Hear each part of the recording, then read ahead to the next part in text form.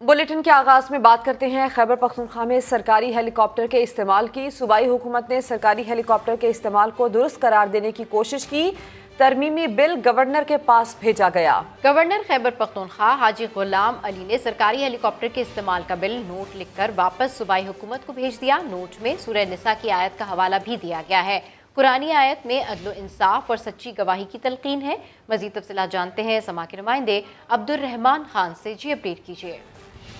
जी बिल्कुल, जो निजी बिल था सरकारी हेलीकॉप्टर के इस्तेमाल के हवाले से, वो गुज़िश्ता हफ्ते खैबर पख्तूनख्वा असम्बली ने पास किया था और फिर उसके कानून की हैसियत देने के लिए गवर्नर के पास भिजवाया था, जिससे तकरीबन 2009 से लेकर अब तक जो है इस के जो गैर जरूरी इस्तेमाल हुआ है, खसूसन 2013 के बाद जिस तरह पीटीआई के चेयरमैन इमरान खान ने इसको इस्तेमाल किया, इस हवाले से नैब में केस भी गया है। इस हवाले से उनसे 9 करोड़ रुपए की रिकवरी की का भी कहा गया है। लेकिन सूबाई हुकूमत कानून पर अमल दरामद करने के बजाय एक गैर आईनी इकदाम कर रही है और गवर्नर ने जो तफसीली नोट है उसमें ये कहा है कि ये गैर आईनी बिल है। एक तरफ आप रियासत मदीना का वो कर रहे हैं, दूसरी तरफ ये तो ये दोबारा गवर्नर ने उनको भिजवाया और साथ में अपडेट करने के लिए शुक्रिया।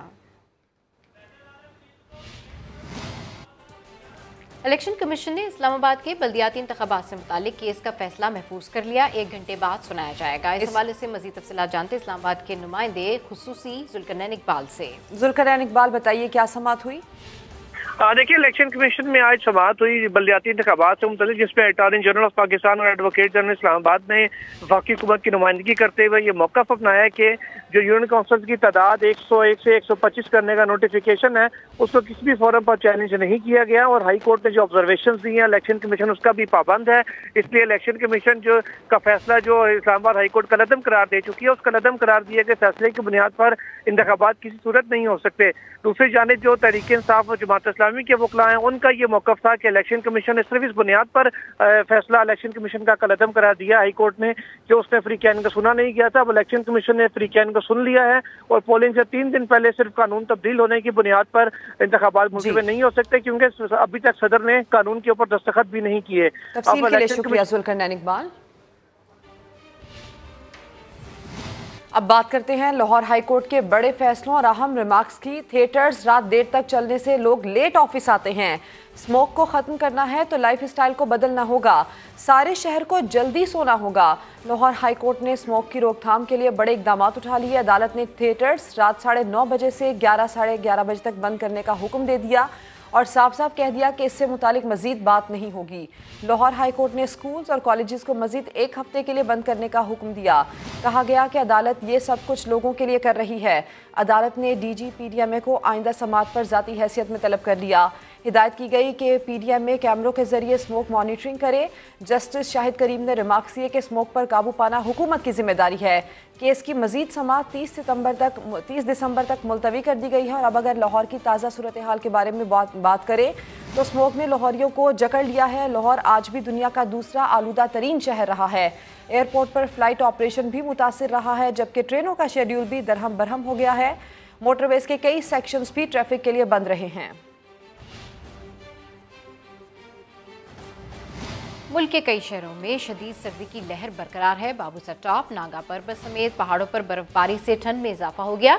लेह में दर्जा हरारत -13, इसकरदू में -10, ज़ियारत और रावलाकोट में -4, जबकि कोयटा में -3 रिकॉर्ड किया गया। लाहौर 5, मुल्तान 4, फैसलाबाद 6, हैदराबाद 9 और कराची में दर्जा हरारत 10 डिग्री सेंटीग्रेड रिकॉर्ड किया गया। महकमे मौसमियात ने कल और परसों मुल्क के बेशतर इलाकों में हल्की बारिश और पहाड़ों पर बर्फबारी की पेशगोई की है। पंजाब, खैबर पख्तूनख्वा के मैदानी इलाकों और बालाई सिंध में शदीद धुंध पड़ने का सिलसिला जारी रहेगा।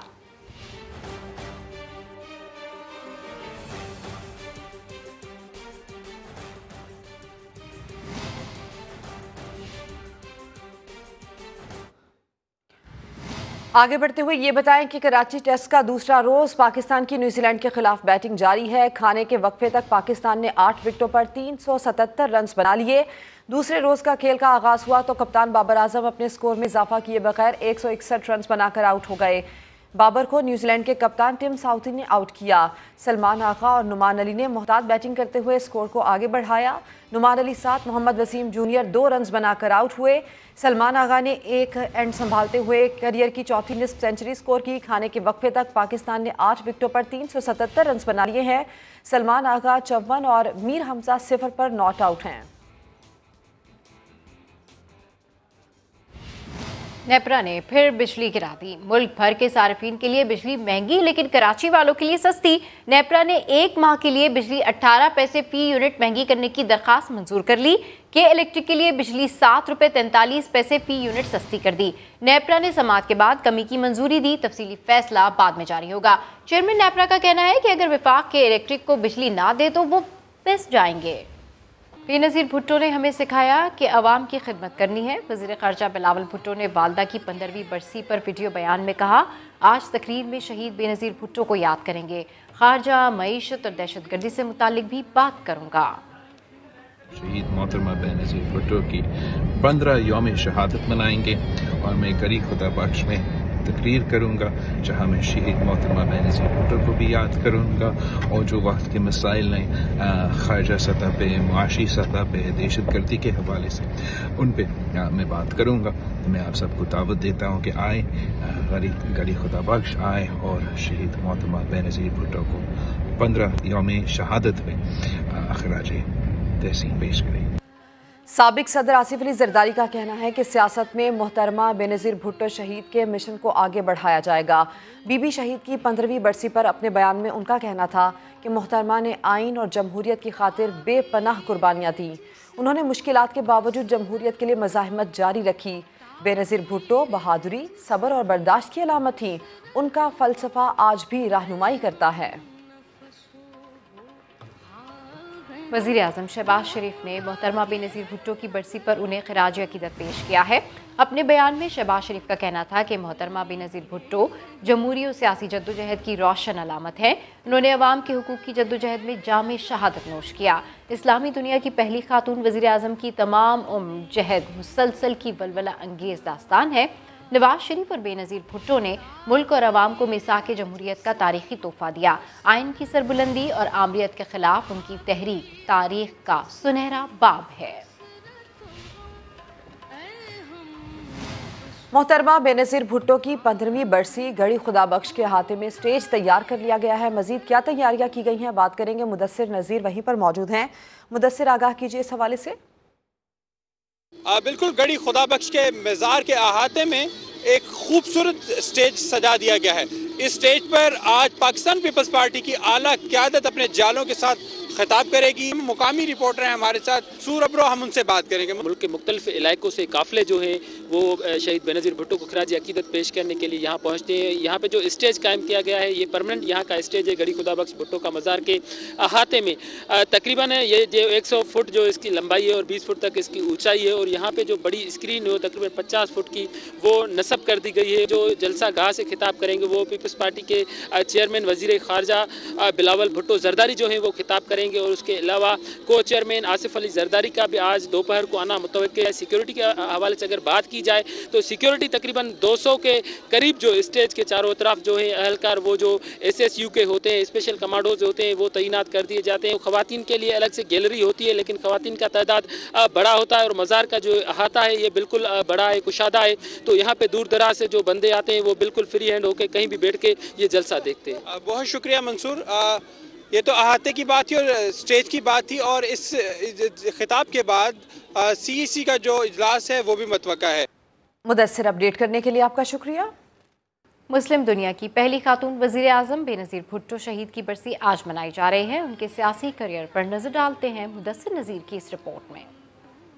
सिर्फ 35 साल की उम्र में वजारत उज़्मा के अहम तरीन मनसब तक पहुँचने वाली मुस्लिम दुनिया की पहली खातून बेनज़ीर भुट्टो जमहूरियत के लिए जिद्दोजहद का इस्तिआरा थी। तमाम तर खतरात के बावजूद बेनज़ीर भुट्टो ने जिला वतनी खत्म करके वतन वापसी का फैसला किया।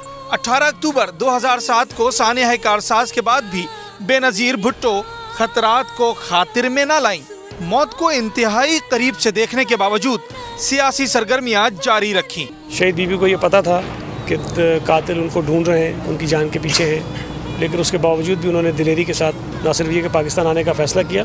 मोहतरमा फातिमा जिन्ना के बाद बेनज़ीर भुट्टो वो वाहिद खातून रहनुमा थी जिन्होंने खवातीन को अमली सियासत में आने का हौसला दिया और असेंबली के ऐवानों तक पहुँचाया। बेनज़ीर भुट्टो शहीद ने जो अलम उठाया जमहूरियत की बहाली के लिए और ख़वातीन के हुकूक को जिस तरह बहाल करके आज आप देख रहे हैं कि असम्बलियों में ख़वातीन मौजूद हैं और ख़वातीन में एक जज्बा पैदा किया था। बेनज़ीर भुट्टो ने जुल्फ़िकार अली भुट्टो की फांसी के बाद इंतहाई मुश्किल हालात में पार्टी की बागदौड़ संभाली और आमरीत का डट कर मुकाबला किया। अगर 2 मरतबा वज़ीर आज़म रही लेकिन उन्होंने न सिर्फ कैदोबंद की सऊबतें बर्दाश्त की बल्कि जिलावतनी भी काटी। मार्शल लॉ के दौर में बेनज़ीर भुट्टो पहली बार खुद पाकिस्तान से बाहर गईं। अप्रैल 1986 को वतन वापस आईं। बेनज़ीर भुट्टो 1998 को दूसरी बार जिला वतन होकर 18 अक्टूबर 2007 को वतन वापस आईं। ऐसी अजीम खातून और अजीम लीडर जो हैं वो बहुत मुश्किल से ही पैदा होते हैं। 27 दिसंबर 2007 को मैदान सियासत का ये ताबिंदा सितारा रावलपिंडी के लियाकत बाग में हमेशा के लिए गुरूब हो गया, लेकिन इसकी रोशनी ता देर कायम व दायम रहेगी। डेरा इस्माइल खान में तेलो गैस के ज़खायर दरियाफ्त हुए हैं। पेट्रोलियम डिवीजन के मुताबिक रवा साल के दौरान तेलो गैस की ये 15वीं दरियाफ्त है। इसी बारे में बात करेंगे, जहीर अली हमारे साथ हैं। जहीर, अपडेट कीजिए इस हवाले से। राबता करने की कोशिश करते हैं। डेरा इस्माइल खान में तेल और गैस के ज़खायर दरियाफ्त हुए हैं। पेट्रोलियम डिवीजन के मुताबिक रवा साल के दौरान तेल और गैस के ये 15वीं दरियाफ्त है। इससे मुतालिक मज़ीद ये भी बताया जा रहा है कि यौमिया 39.12 मिलियन MMCFD गैस मिलेगी। यौमिया 1840 बैरल तेल हिस्सा हासिल होगा, जबकि रवा साल ये तेल गैस की 15वीं दरियाफ्त है। तेल गैस की दरामदात पर इन्हिसार में कमी भी होगी। ज़हीर अली, इसकी मज़ीद तफसील बताइए। जो वजारत पेट्रोलियम की जानिब से एलामिया जारी किया गया उसके मुताबिक 39.2 MMCFD है। ये काफ़ी बड़े गैस के ज़खायर हैं, चूँकि जो रावलपिंडी इस्लामाबाद में मजमूई तौर पर यूज़ होती है वो 80 MMCFD है। तो तकरीबन ये बहुत बड़ी डेवलपमेंट है। ये 1 करोड़ सार्फिन के लिए ये गैस काफ़ी होती है। तो बैरल के करीब यौमिया जो तेल है वो इसमें जो ज़खायर हैं उसमें इसकी गुंजाइश मौजूद है। और ज़हीर, तफसील के लिए आपका शुक्रिया। बड़ी खबर आपको दे, रूस पाकिस्तान और अफगानिस्तान को कुदरती गैस फराहम करने पर आमादा हो गया है। रूसी नायब वज़ीर आज़म ने मीडिया से गुफ्तगू में बताया कि तवील मुद्दती मंसूबे के तहत पाकिस्तान और अफगानिस्तान को वस्त एशिया या ईरान के जरिए गैस फराहम कर सकते हैं। यूरोप को भी पाइपलाइन के जरिए गैस बहाल करने पर रजामंद किया है। रूस तुर्की में कायम मरकज के जरिए इजाफी गैस सप्लाई पर बातचीत कर रहा है। उनका कहना था कि आज़रबाईजान के साथ गैस सप्लाई बढ़ाने का मुआहदा हो गया है, जबकि काज़ाकिस्तान और उज़्बेकिस्तान के साथ भी गैस सप्लाई बढ़ाने के लिए बातचीत हो रही है।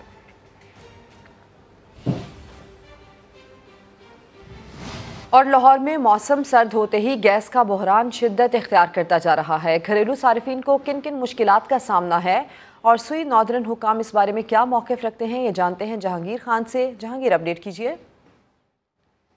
जूं सर्दी बढ़ती जा रही है, गैस का बहरान भी शिद्दत इख्तियार करता जा रहा है और लाहौर में सूरत हाल कुछ इस तरह से है कि जो टेल एंड या आखिरी सिरे हैं वहाँ पर गैस की सप्लाई मुकम्मल तौर पर नापैद हो चुकी है और जिन इलाकों में गैस की सप्लाई दस्तयाब है वहाँ पर भी प्रेशर इतना कम है कि खाना पकाना वक्त तलब और मुश्किल काम दिखाई देता है। और वहाँ पर भी अलग सुबह शाम 5 से रात 9 बजे तक सप्लाई मुहैया की जाती है और लोग जो है वो लकड़ियाँ ख़रीदने या LPG ख़रीदने पर मजबूर हैं। इस हवाले से तर्जुमान सुई नॉर्दर्न का ये कहना है कि सबसे बड़ा जो मसला है वो गैस कंप्रेसर का इस्तेमाल है। जो डिमांड है वो 520 मिलियन क्यूबिक मीटर तक पहुँच चुकी है और इस डिमांड को मुकम्मल करना, पूरा करना इंतहाई मुश्किल काम है। इसी वजह से टेल एंड या आखिरी सिरे के इलाके या जहाँ पर आबादी ज़्यादा है, सारिफिन की तादाद ज़्यादा है, वहाँ पर गैस की सप्लाई बुरी तरह से मुतासिर हो रही है। ठीक है, अपडेट करने के लिए शुक्रिया। पेशावर में भी मौसम सरमा आते ही गैस की लोड शेडिंग में इजाफा हो गया। जहां गैस दस्तयाब है वहां कम प्रेशर की शिकायत सामने आ रही हैं। मजीद जानते हैं सज्जाद हैदर से। जी, अपडेट कीजिए सज्जाद। जी बिल्कुल, पेशावर में भी सर्दी की शिद्दत में इजाफे के बाद जो है गैस सार्फिन को मुश्किलात का जो है सामना करना पड़ रहा है। घरेलू सार्फिन हो या बाज़ार वाले हो, तमाम जो है इस मुश्किल से दो चार हैं, क्योंकि गैस की लोड शेडिंग और कम प्रेशर की शिकायत पेशावर के मुख्तलिफ मसूल हो रही है, जिसके बायस जो है लोग ज़्यादातर बाज़ारों का रुख करते हैं। गैस के कम प्रेशर के ऊपर जो है पेशावर हाई कोर्ट में एक एडवोकेट संगीन की तरफ से जो है केस दायर कर रखा है, जिसकी गुज़श्ता समात के ऊपर अदालत ने SNGPL को जो GM को है उसको जो है तलब किया था, जिस पर उन्होंने अदालत को बताया कि गैस का कम प्रेशर का सामना नहीं करना पड़ रहा और गैस जो है पूरी दी जा रही है, जिसको अदालत ने गैर तसल्ली बख्श करार देते हुए जो है ओगरा के हुकाम को जो है तलब कर लिया गया है और उनको जो है नोटिस जारी किया गया है और उनसे ये पूछा गया है कि वो आके अदालत को बताएं कि क्यों गैस के कम प्रेशर और लोड शेडिंग का सामना शहरियों को करना पड़ रहा है। कोयटा समेत शिमाली बलूचिस्तान के मुख्तलिफ इलाकों में हल्की बारिश और पहाड़ों पर बर्फबारी का इम्कान है, तो दूसरी तरफ घरों में गैस ना होने के बायस शहरियों ने होटल्स का रुख कर लिया है। बात करेंगे नूरुल आरिफीन से। नूरुल आरिफीन, अपडेट कीजिए।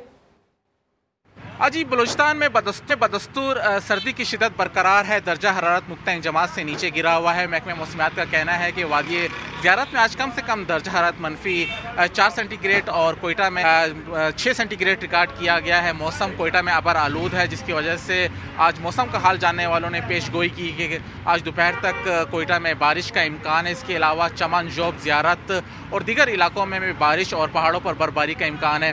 सर्दी की शिदत के साथ ही कोयटा के मुख्तलिफ इलाकों में गैस नहीं है, जिसकी वजह से शहरी जो बड़ी तादाद में होटलों को रुख कर रहे हैं और वहाँ पे सुबह का नाश्ता कर रहे हैं, चाय, पराठा और दीगर चीज़ों से लुत्फ़अंदोज़ भी हो रहे हैं। जी वेलकम बैक। खबर देखिए, वज़ीर-ए-आज़म शहबाज शरीफ से उज़्बेकिस्तान के नायब वज़ीर-ए-आज़म की क़यादत में आला सतह वफ़द ने मुलाकात की। वज़ीर-ए-आज़म शहबाज शरीफ ने दो तरफ़ा ताल्लुकात के फ़रोग़ के अज़्म का इआदा किया। वज़ीर-ए-आज़म ने वस्त एशियाई ममालिक को सड़क और रेलवे के ज़रिए रवाबित बढ़ाने की पेशकश भी की है। वज़ीर-ए-आज़म शहबाज शरीफ से उज़्बेकिस्तान के नायब वज़ीर-ए-आज़म की मुलाकात हुई है।